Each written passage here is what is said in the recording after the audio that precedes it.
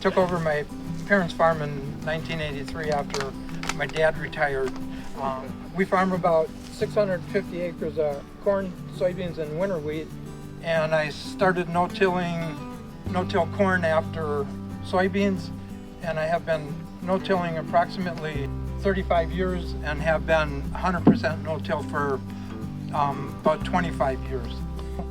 And then this year I planted the corn no-till into the clover and terminated the clover after the corn was planted about a week with my roller that I have over there. I rolled it down then, and for herbicide I used Roundup and Acuron on it.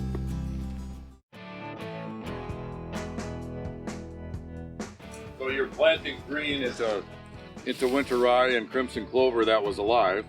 It was standing upright. Yes, yeah, planted. This photo would be after it was planted. So go through and plant it with the rye standing up. It's easier to plant into a cover crop when the crop is standing up rather than laying down. It'll lay down the direction that you're traveling, and there's less of it that you have to cut with the planter coulters. If you roll it down first, then you got to deal with planting over the top of it. What did you use to roll it? I've got a John Deere 200 soil finisher that's parked over there, and that's what I use to roll with. And that's 45 feet wide. That's the same width as my sprayer, so then it can drive the same direction when I spray that I drove with the roller. That also just benefits not having stuff stabbing at the underside of my pickup. I have a sprayer on my pickup. You did the planting, you let the corn get about maybe 3 inches tall, and then you crimped it. Yeah, not quite. Tried to crimp it about at the spike stage. Okay. And the rye was at anthesis at that time, and that's when it's easiest to kill by rolling it. Great, so you're planting it of your cover crops.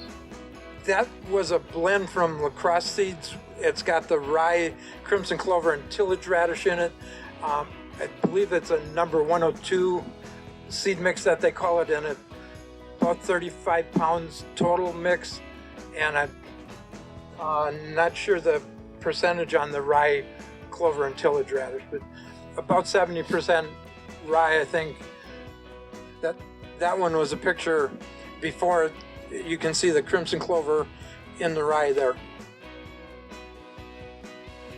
Does that typically look like what you want to see every spring as you're planting? Yeah, that looks nice, but that's getting more towards the end of the planting window. I'd prefer to be planting sooner. It makes a very nice picture, but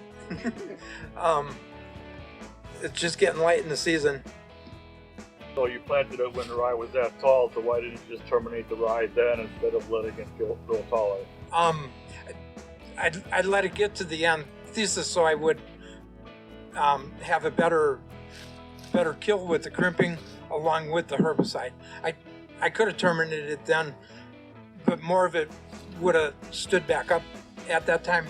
Okay. Purposely delay your planting a little bit to get closer to anthesis, and you use shorter maturities in your corn. I got later on planting that I had wanted to with this field. I would like to have it planted sooner, and it happened to be corn. But for my soybeans, there I would delay planting a little bit, and the soybean and the rye work together really good. The soybeans seem to like the rye, so this would be more beneficial in soybeans than with corn. I probably wouldn't recommend doing this for corn. Thank you all for coming today to see a farmer that's outstanding in his field.